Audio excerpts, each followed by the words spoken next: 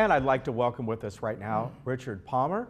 Richard, of course, oversees the Tea Party Sentinels here in Laguna Woods. And next Monday, a week from today, they'll be having their meeting. Welcome, sir.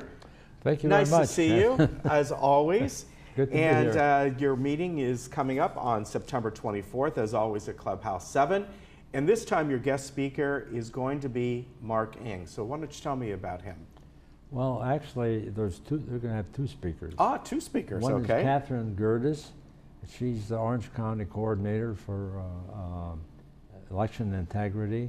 Okay. And then Mark Ng is Cox's representative for Orange County. Okay.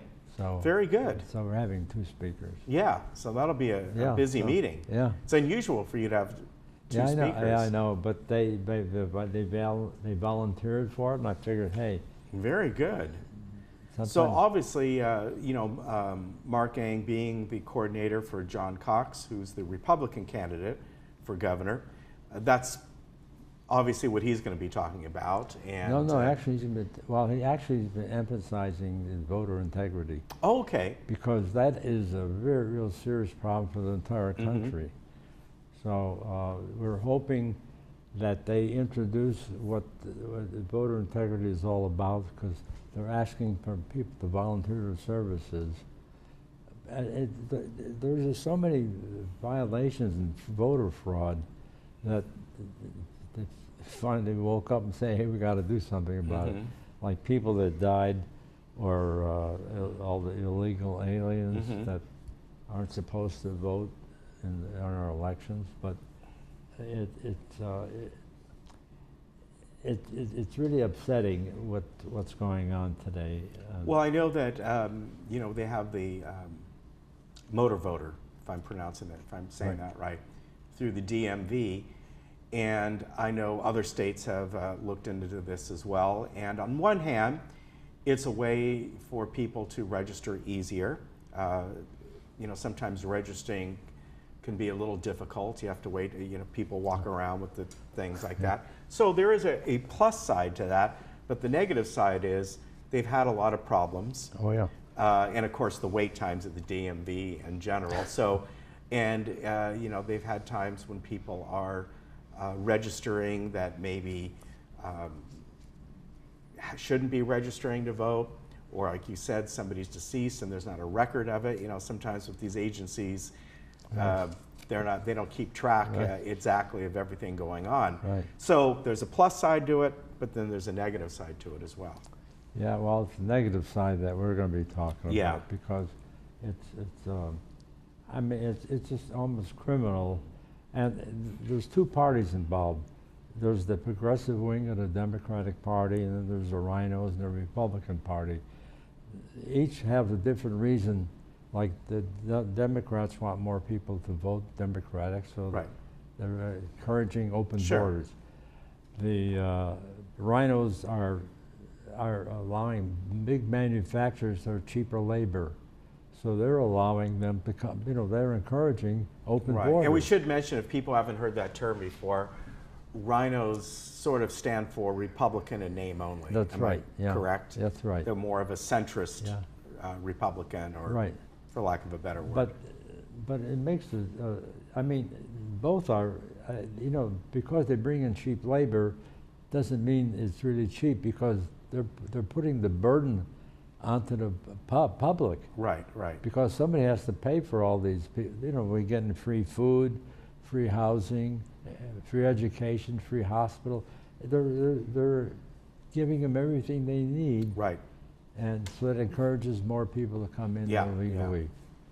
And as Trump wants to build a wall, they don't want to authorize the wall to be built. So, there's a constant battle. I've never seen an election that was so divisive as this one. You have two opposite poles, and there's no commonality between them. The commonality is very negative, Right. But that's the way it is. Yeah, it seems to be. Now, again, I want to mention people that it is next Monday when your meeting is going to take place, not this Monday.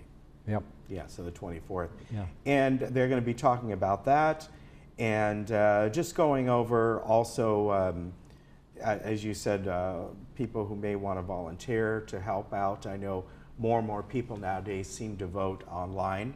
Right. Or excuse me, not online, by mail. Mail. And so less people are in the polls as compared to what they used to be, but you know, there's still people that, you know, they need help.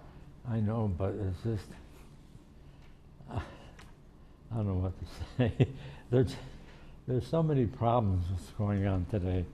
But I'm concerned about, the reason I'm concerned is these illegals have raped, robbed, killed, kidnapped, they stole their identification, and what's even more serious is the enemies of the United States are coming in through the south border, and there's no way of stopping them unless they build a wall. And this has become quite contentious. Right. But, you know, something's got to happen. Right. Because this continuing onslaught against our citizens has got to stop. I just, and you know, it leads to more serious things.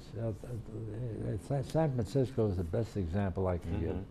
You have a mayor, Newsom, Gavin Newsom. Right. And he's very progressive. And I call San Francisco the toilet of California because of all the nonsense going on there. Right. And so I'm hoping that this opens up the door more for Republican candidates. But something's got to give. It's just criminal what's going on, and you know they don't think anything of it. You know, now we have the Supreme Court issue.